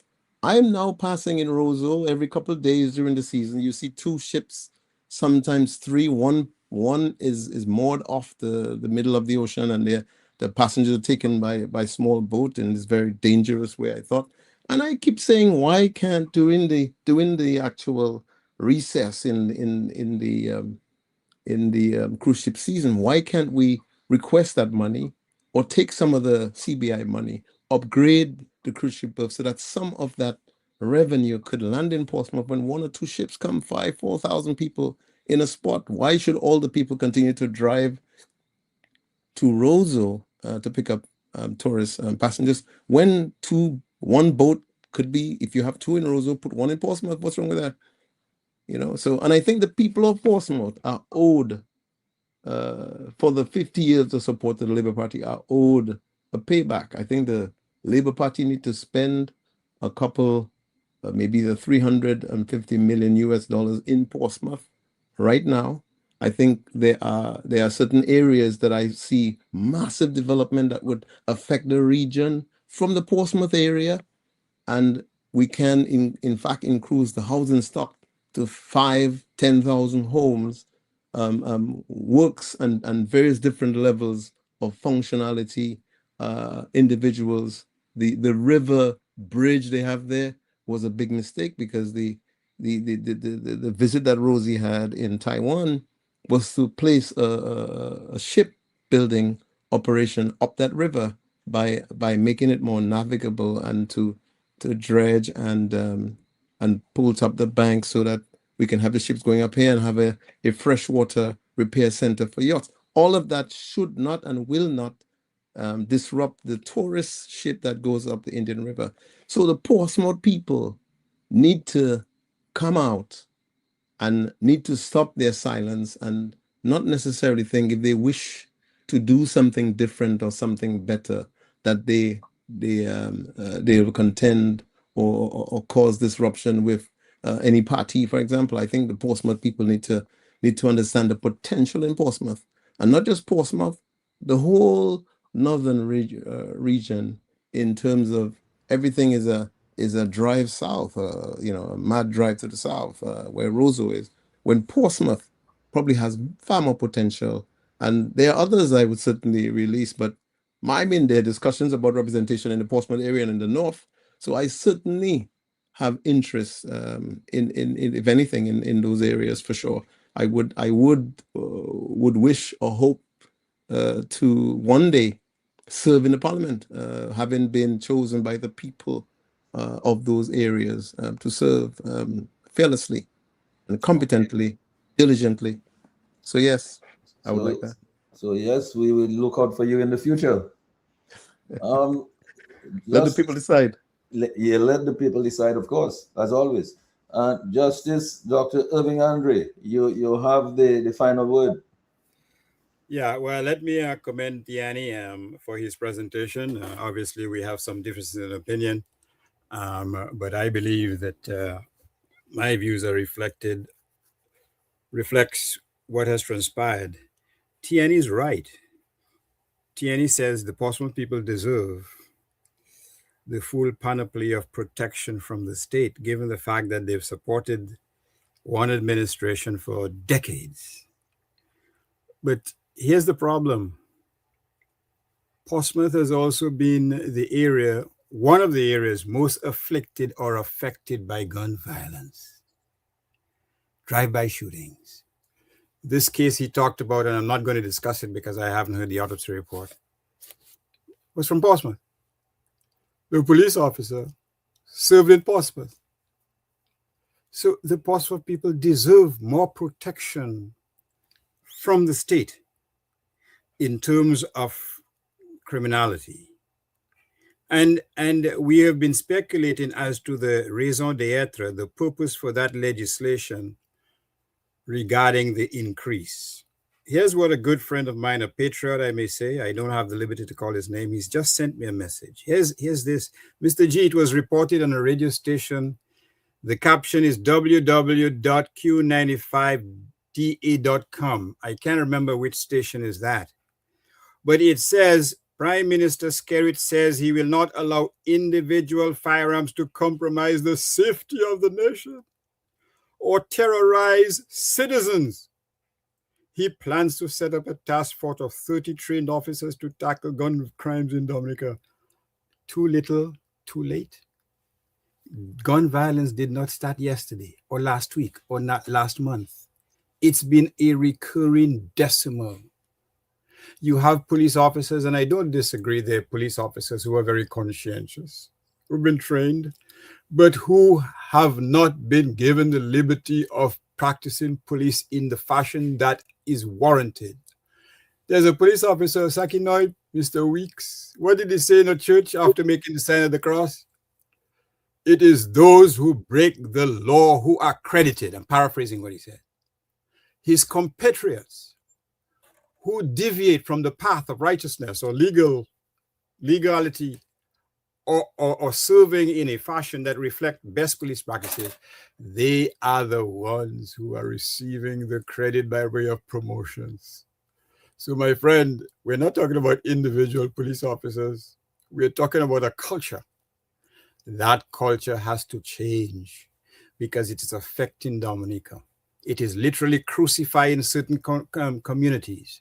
It is not giving them any hope from gun violence. Mr. Tiani, he just said, here's what he said, I'm getting old, I can't remember too well. There are lawyers who are afraid to talk openly about these issues. Why are they afraid, Gaston? You think it's because they have a bad stomach? They're afraid of political reprisals. They're afraid of being censured because they have the audacity to speak out their minds. We as a community, we have to get rid of that culture. And I commend you, Tiani, for coming on. But let me ask you this. Don't answer it. Wasn't there somebody else who had to come in with you tonight? What happened to him? He got a bad stomach? You know very well why he didn't come. And it's not speculation. The fact of the matter is public safety is too important an issue for us to be playing political games because that's what we've been doing. And when we continue to do so, guess who supports? Guess who is victimized? The poor guy from some impoverished community somewhere may have acted in a fashion. Guess who are kept disproportionately in pretrial custody for a significant period of time? How long were these Americans kept in pretrial custody compared, for example, to some young folk a few years ago who was kept in pretrial custody for 9 years? So that is the problem. The problem is when you have these things reoccurring, you weaken your community. You undermine what you're doing. And all I'm saying, Dominicans deserve better. So on that note, as I said, I applaud you for at least coming and expressing your views. We may have a difference in opinion, but we're not going at each other. You're not showing me how your prowess with karate. I'm not showing you how good I am with a bag of marshmallows to defend myself. But I'm saying that as a community, we deserve to protect our citizenry in a much better way than we're doing it now. And so I thank you for your contribution, Mr. G, Mr. Lambie, Mr. Sherwin, the people who are listening. Have a great evening. And God willing, we'll be again sometime next week. Yes. Right. Yes. The final answer, I didn't answer the question as to whether I knew the magistrate that was being spoken about. Sorry. Well, I didn't know you. I just take your silence as not knowing, but it's okay. There's no problem. That magistrate was none other than Tiani Penelope Hansen, sitting What? in the Oh, yeah. northeastern district. But you haven't changed. But I will say though that in the discovery of during the evidence, an officer who was charged with investigating the matter admitted that he received a phone call higher up who told him that the firearm should be returned. So at that point, the defense brought that to my attention, and as the sitting magistrate at the time, I ordered that the firearm be retrieved because we knew where it was, and that if it was not retrieved before the close of the court, that person would be remanded until the firearm is returned. And that was the decision I made at the time, because I think that was the most reasonable thing I could have done. It was the right decision. And here's another point that you've made. He received an order from high up to do it. You did the right decision, quite frankly, but you've just put your finger on the head of exactly the problem that is it. These officers, they are marching to a tune sang from above. On that note, I thank you for your candor. But I wouldn't necessarily say it's all officers. No, I'm not saying it's all, but there is an element where we have, because it's a small country, we need to be careful of the seepage of this type of unlawful conduct. But at the same time, we don't over apply the paintbrush of politics when it should not apply. That's what I'm saying. I tried the best I could with what I had, those cases who came before me. I know I paid a price because my view was sometimes adrift from other people, but I don't think that I did anything that I ought not to have done in that. I thought the lawyer supported you, Mr. Bianzen. Sorry, I thought so. Well, no, there was some lawyers that didn't, but that's okay. It's a different time. It's time of past. And we hope we have learned from that, but it was a good discussion. I think that we need to ensure that we have public discussions to move the fulcrum when there is an impasse in what we should or should not do. We need to have a public discussion about that, trash it out, put it in the hands of people who taken the time and the patience to hash out the issues and make a fair, just decision for the future of our country. Well, I thank you for that. We may have our differences, but at least I commend you for coming and sharing your views openly. And I wish the other person who had to come, I wish he didn't get a bad stomach, which prevented him from coming. Okay, maybe he'll come the next time. I have no comment, Mr. G. But I believe that history will look back very kindly on Tiani for taking that decision. Magistrate Tiani Hansen for taking that decision at that time. It was the right one. It was the right decision. Gentlemen, I want to thank you. Sorry that Simeon was having technical difficulties. He could not stay in there with us. I know he would have made an extremely valuable contribution to the discussion here tonight. But I also want to thank all the folks who are on Facebook and YouTube who stayed with us throughout the night. And sorry we couldn't even read some of the comments that you have written there on Facebook. But thank you for being with us until next week on another topic. We'll be here again. So Tiani, thank you for showing up tonight. I mean, it was really gracious of you to come and let your voice be heard here tonight. Thank you, Dr. Andre. Thank you, Lambi and Sherwin, keeping us on the air. So it just left for me to say a very pleasant good night to everybody. Thank you, sir. Take care, everybody. Bye for now. Best of love. Global View on Q, the big station. Insights into where the people of Dominica and the Caribbean came from. Understanding our past. Embracing our present. Charting the way forward into our future. Together, eliminating poverty. Embracing